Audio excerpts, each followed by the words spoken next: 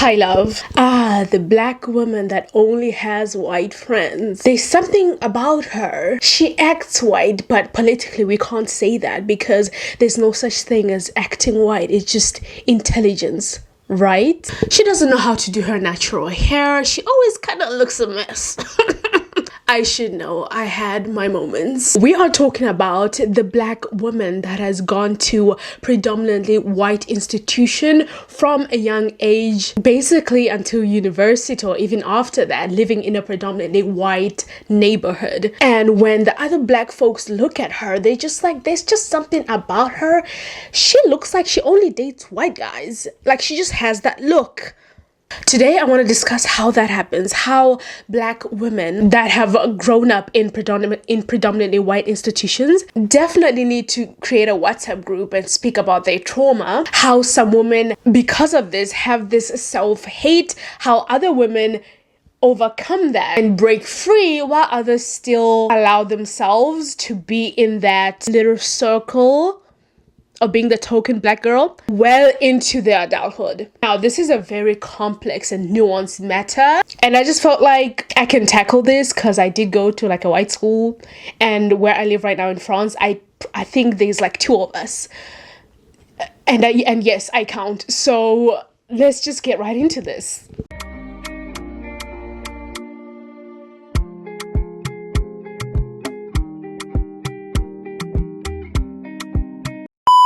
Growing up as a black woman, as a black girl within a predominantly white school, you are often the odd one out and even the only black person within your class. I remember vividly in my history class, I was the only black girl in there. That's a whole nother topic for another day. But I remember feeling so isolated. No one spoke to me. And ironically, that was the class that I did the best in. You are the only one with a different hair texture. You speak a different language. It's just so many cultural differences that the only choice you have for some people is to join the majority. You become the token black girl because you have no one else to relate to than the people that you're with. And that's not, I'm not saying that's a bad thing to make friends, but it's definitely a beginning to the detriment of your self-esteem. And because you've made this group of friends that don't know anything about you or interested in anything about you, your culture, your beliefs,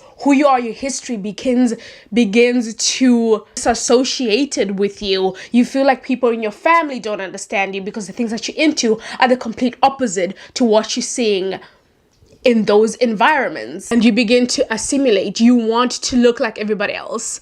I remember vividly wanting my hair to be relaxed each and every time before a term begins because I couldn't bear going to school with my afro. I hated it so much. The self-hate was at the peak.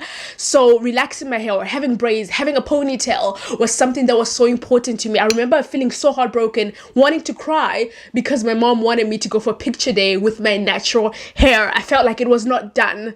And these are the early 2000s, by the way, so you can imagine. So again, the self-hatred really starts to seep in where you just want to be like everybody else. If you get in that pool, you're gonna come out ashy. And if you're gonna start putting on your lotion, they're gonna be like, why are you putting on that? And then you feel like whatever is associated to your blackness, to what you need, is not important. Therefore, you start to try to use the things that they use that don't work on you.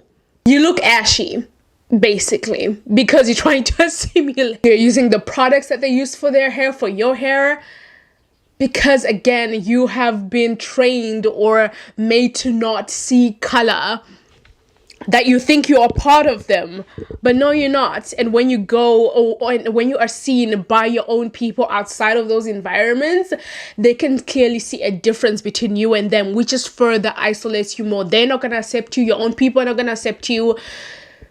Oof. Basically, you don't embrace your blackness because you're never exposed to it or want to be exposed to it. Many black girls, in order to feel accepted, they really start to let go of their blackness without really understanding what that is, but slowly but surely begin to internalize, straightening their hair to look like everyone else, downplaying racism. Can I say that on YouTube? I feel like YouTube is always like blocking my videos. But anyway, they can say the N-word in front of you and it's okay. right? And then now they're gonna say it to other people because they have a friend that allows them to say it. So why can't other black people accept that? You are the friend that they're comfortable saying all those rhetorics, and you can only really think of it afterwards. Sometimes I'm laying in my bed, I'm like, damn, she really said that. Like, it comes to you like afterwards because you really don't realize it in the moment. Like, damn, that explains that. Why I was sitting alone. Why no one picked me to be in their team and I was the only black girl there. Ha! Ding, ding, ding. Is it finally coming back to you now? Stop sending your kids to the all-white schools for access to better education. As someone whose parents did the same, we've talked about it, they regret it. Let me tell you why. It causes irreparable damage to your self-esteem and your mental health that takes so much time and effort to self-correct that it's not worth it. But sending them to an all-white school with people who do not look like them is not the answer, I promise you. This is how you have people getting on the internet talking about like divesting from the black community, or like people who are like, it's just a preference, it's just a preference. Like, no. Also how you have people my age, 28, who cannot date people the same skin complexion as them because it makes them uncomfortable. It's not their preference, when in reality it's just this thing that's like in their head that they can't shake, but they don't have the language to explain it. And it's very, I'm sure it's embarrassing for them, but it's also very embarrassing being on the receiving end of that. All of those people, the common denominator is they did not grow up with people who looked like them and developed a fucked sense of reality that honestly they probably will never unsee. And I just don't think the access to better education is worth it. And I feel like people are so quick to judge these suburban black kids who have these types of problems and are just like, well, you can just like think differently. And I don't think you understand, like, when you have been fighting for your life in defense of your race since you were 10 years old, it is not like a switch that you can just like get back into and think like properly. It takes effort, and it's really fucked up, all in pursuit of a better education that honestly we all should have access to anyways, but we have a system that gives priority to wherever taxes go or whatever bullshit. I don't feel like explaining it. Send your kids to school with people who look like them and pay for the extra tutors. Put them in Kumon or something. Or yeah, maybe send them to the white school and put them in environments with people who look like them so they don't forget who they are, because the aftermath is scary. The aftermath is how you have people like freaking Candace Owens. And as someone who had to spend a majority of their early 20s unlearning all of that, I could have been doing anything else. But instead I had to unlearn racial trauma that I shouldn't have been exposed to in the first place. So general PSA, just don't do it. Or if you're going to, like, have guardrails, but it's 110% not worth it. Oh, fast forward, we've moved away from like high school and like primary school, all that kind of stuff. After that, disconnection really does last for a long time. But something happens when that black woman reaches university level. And I'm not just talking about everybody, and this is, I'm obviously generalizing, but that level where you are now amongst different types of people, or you've moved out of that small town that you're in, you've moved to another country, something happens. What I've noticed is that, especially for the girlies that now enter into university spaces where there is a huge amount of different ethnicities and people, the black women that have been to these predominantly white schools start to reconnect with their roots, and they start to see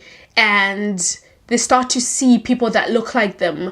They start to be a part of organizations that have black people in them. They start to take majors or classes that talk about their history and music and art and black people, black celebrities, musicians. I mean, they join the student organizations for black students, you know, things like that.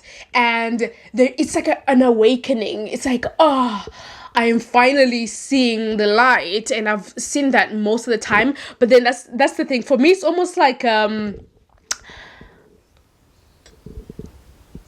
stages. I feel like it happens, and the next thing, so the first thing, they are really like against their blackness. They reach university level, they're joining all these associations, all that kind of stuff. They're, you know, the pro-black, they start wearing their natural hair, they learn how to do their natural hair. I think most of us are still in that process. right? You start to learn how to do your own hair. You embrace it. You're no longer straightening your hair. In fact, most of them go bald or get dreadlocks or something like that. And then they really get deep into, Black power movements, or, they start to read Marcus Garvey literature and really just learning about that diaspora, and they become really, extreme woke. Some of them really go to the extreme, That's all they talk about. They become kind of exhausting, actually. Yeah, I've been there. I've been that exhausting. I think I'm still kind of in the stage though. I feel like sometimes I speak about Black issues like so much. Am I in that? Do you feel like it's kind of overwhelming? Because I've been kind of thinking like my content is gonna be like too much, where it's like you want to breathe like, let's speak about something else other than race, but like, yeah, they become kind of like overwhelming. And I've been within those spaces where there's girls, or not girls, where there's women who have been through, the trauma of being the only Black girl, are now like super, super, super like pro-Black, and it's just like overwhelming, and they judge everyone that's not as super pro-Black as them. But yeah, that's another stage. And it's almost like overcompensating for all those years they were like not Black, But yeah. So once they reach that, I think the last stage is kind of like they realize like, it was never that serious. It's not, and then they become a baddie, because it's like a bad and educated one. Those baddies where they look so gorgeous. They just like, pretty, hair bust down, but they still love their natural hair underneath, educated, smart. That's like the same thing. But like, yeah, I think that's like the last stage. The stage I like to think that I'm in, like, honestly. To just expand on that, because I feel like it was definitely not being clear, but it's the stage of realization and acceptance and comfortability into talking about it and spreading awareness, and just this well-balanced, but also, going to therapy or trying your best to, get away from all that trauma. It's not a stage that everyone is privileged to get to, but you're willing to work on yourself. Irregardless, it's honestly a beautiful thing, like the transformation and just like recognizing all those years that you've missed, where you could have been living up unapologetically Black, and now you finally can, in spaces where you feel accepted. It's honestly a beautiful thing. But unfortunately, not everyone gets to make it to those stages. Some people, some Black women still stick to their tokenization. They are comfortable in it. They are afraid to take the leap. They are afraid to see the light, if I should say. Like this lady right here. Hi, my name is Hannah Lee, and I'm a farmer. Come pick some cotton with me. Now, I know what you're thinking. What on earth is she picking cotton for? If you wanted me to be quirky, I'd say it's in my DNA. But the truth of the matter is, it's in my household. And as someone who loves a cotton stuffed mattress and a cotton stuffed pillow, and I'm getting low on both, I had to go harvest some cotton. But look at how gorgeous it is out here. You cannot tell me I wasn't born to pick cotton. Anyway, all jokes aside, I have actually come to love the cotton picking process. I love my little bulbs, and I cannot wait for them to produce more cotton. Look how cute they are. Now, the fire ants were getting on to me, so I had to go. But there's something to the process of getting home and de-seeding them and stripping the cotton down. That's just so calming. I have my 3 buckets, one for soapy water, one for the seeds, and one for my freshly picked cotton. And this process is so relaxing, I'm serious. My husband is so cute. He came and bought me coffee. We use freshly ground coffee beans from the farm, and let me tell you, it's the best coffee you will ever taste in your life. I love being a farmer. I think there's just something so incredible about getting back with nature. And speaking of nature, breastfeeding my child is going well. I mean, sis, you are talking about romanticizing slavery. So it's either they go extreme right or extreme left. There's just like no in between. Like, what the heck is that? I don't know her or her history or whatever, but I can assume that she was definitely raised in a predominantly white space, and that is a result of that. I don't want to say it's too late for her, but I just feel like maybe one day she's gonna look back and be like, what the heck was I doing? I don't know. But like, there are other black women who have been through the experience of being in those spaces, right? And instead of having their natural order of getting out of the chokehold, they uphold it. They go on marry another, white man, and have their mixed race kids and never teach them anything about being black, or, they try to disassociate themselves far off. You're not, Candace Owens, I'm looking at you. But anyway, I digress. We continue to uphold the patriarchy because it all really ends in, misogyny, patriarchy and stuff like that. But they really try to uphold that and see themselves as sin. So they try every single day to uphold whiteness, which they do not hold. They forget that the world still see them as black, even as much as they try to assimilate. The world is not colorblind. I know some women may be misjudged to be still on a stage behind that of liberty because they're still hanging out with just white people and no other people of color. And they say, it's because where I live in a predominantly white area, but not saying that I'm better. But in terms of making friends in France, I've actively made it purposeful for me to find other black people. It's hard, but I've actively tried it because, as you know, my husband is white, he's French, and I thought about, oh my God, I don't want to have my kids and only be surrounded by his culture while mine disappears, So sometimes you can be surrounded and all that kind of stuff, but you can make an active choice, even if they're far. They're still your people. You know what I'm saying? I mean, where would I have known where to buy this wig if I didn't have black friends, right? Where would I have known? I had no idea when I came to this country, like where to get products. If you watch my old vlogs and see my hair and see my makeup, you just know who I was hanging out with. Okay, I wasn't hanging out with anybody. That's the thing. I didn't have any friends. But once I got some black friends, I was like, oh, that's what you're supposed to buy. Oh, that's the cream for winter. Because the black people here know how the weather is here. They were like, no, honey, no, Vaseline doesn't just cut it. You need to get this and this and that. So why does this whole thing matter? Why does this cycle, this stages that I'm talking about matter? Because it's not just about making friends and hair, but it's about identity. Who we are, pride, our confidence, our self-love, our dignity. It's the loss of love of ourselves that we had. We lost it. We didn't get to be unapologetically black. You know what I'm saying? Now, my school wasn't completely like 97% white. It was more like 80% white. So in one class, I would have my black friend. In another class, it would just be me. That type of thing.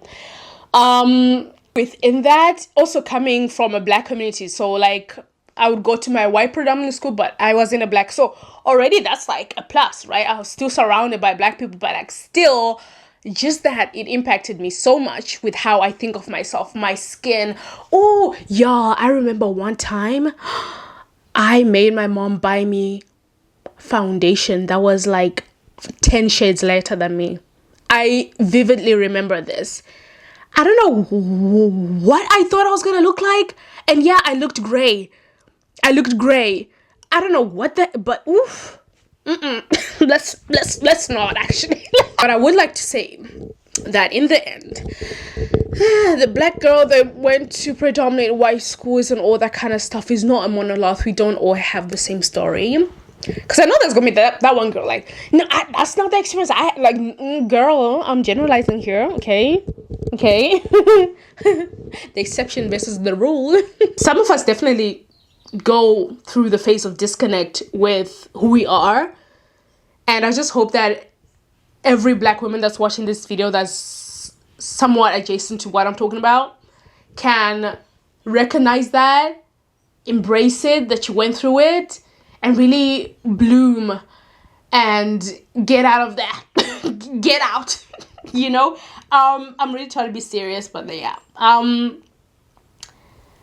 It's a reality that we need to actively stop sending your kids to these all white institutions. I know, especially for my African, parents out there, they see a white institution, they're like, definitely that's where my child should go and that's where they're gonna pass. But there's a sacrifice to it, if I should say. I honestly thank my parents, because even though they sent me to this school which brought me so many opportunities, they never ever made me want to assimilate with them people, right? They always made sure that I knew who I was, starting by speaking our home language at home. They never allowed, or not really allowed, but they made it very normalized that we speak Shona at home, English at school. Because I know sometimes the African parents, I know y'all, speak English, you be speaking English to your children. Like, no, they'll learn, like, no. Speak your home language to your kids, right? So they don't forget. And I can proudly say now that I'm out of the house, married, I can speak my own home language and pass it on to my kids. If it wasn't for that, if I was speaking English at home and also at school, that would have been a very important form of identity lost because of self or internalized racism. That would have really, that would have outed everything. That would have changed everything about me if I didn't know my home language. Because then I wouldn't be interested in our food. I wouldn't be cooking sadza here in France, literally paying so much to buy, because I can only buy from like where is it, the Netherlands. That's where I can ship it in. Like, it's so annoying. But anyway, let's stop the cycle. If you're that age where you can procreate, okay, and you want to send your kids to good schools, there are good schools that are multicultural, where there's different students from different places. I think that's just so much more helpful than sending them to a place like that.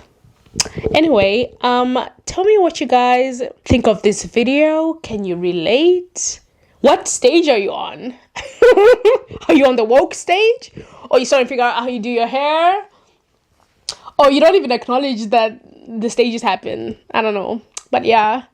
Anyway, see you guys next time. Bye.